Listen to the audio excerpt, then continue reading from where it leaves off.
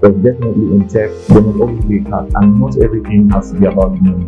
Many times you want a certain recognition, you want to solve a certain problem that will ultimately lead to recognition, which ultimately leads to cash inflow for the business. So you must have a very strong business acumen and problem solving skill.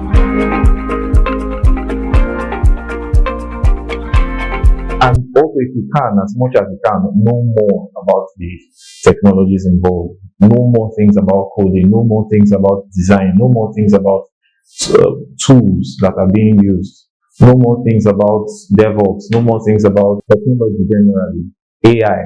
Just know more things about it as much as it's up to you. Because the more you know about it, the better you can relate when your workers or your staff are having a discussion. Okay, so you must also have very good communication skills, because for the beginning part of being a tech entrepreneur, you won't have someone else pitch your business ideas for you. You won't have somebody do your storyboarding for you. You won't have somebody do your storytelling for you.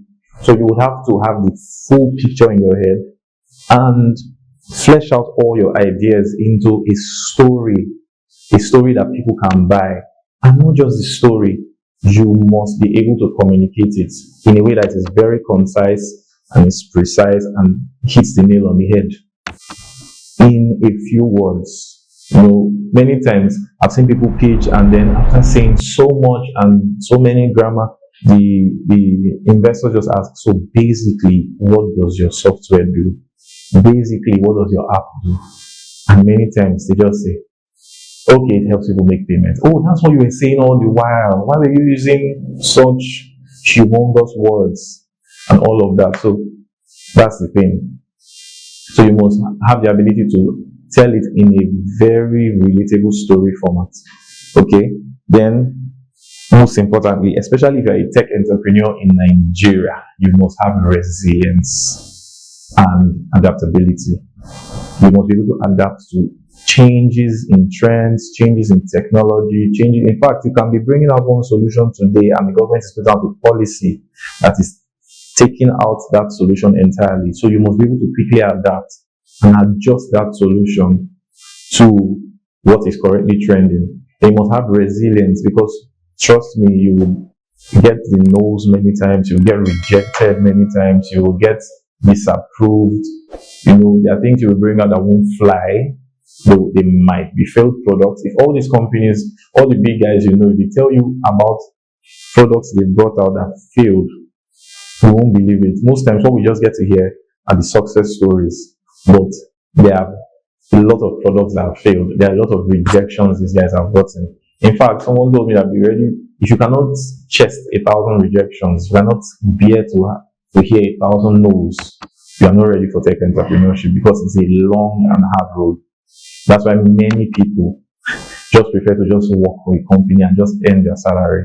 But for a tech entrepreneur, you are responsible for how much comes into the company.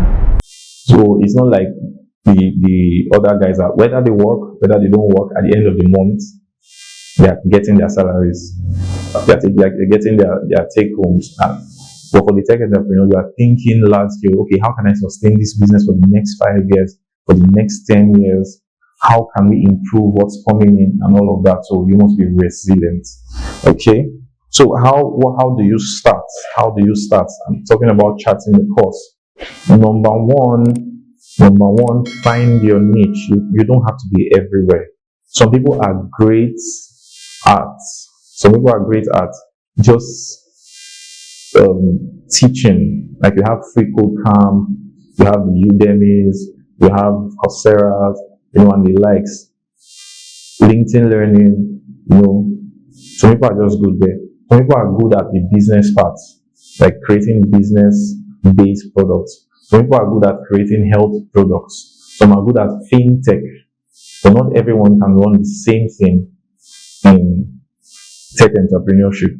So you must be able to find your niche, know what works, know what is easy for you, so that you don't get stuck at a certain point and then frustration starts hitting. So, and also you should know that you cannot be everywhere. You cannot do anything. Find your space within tech.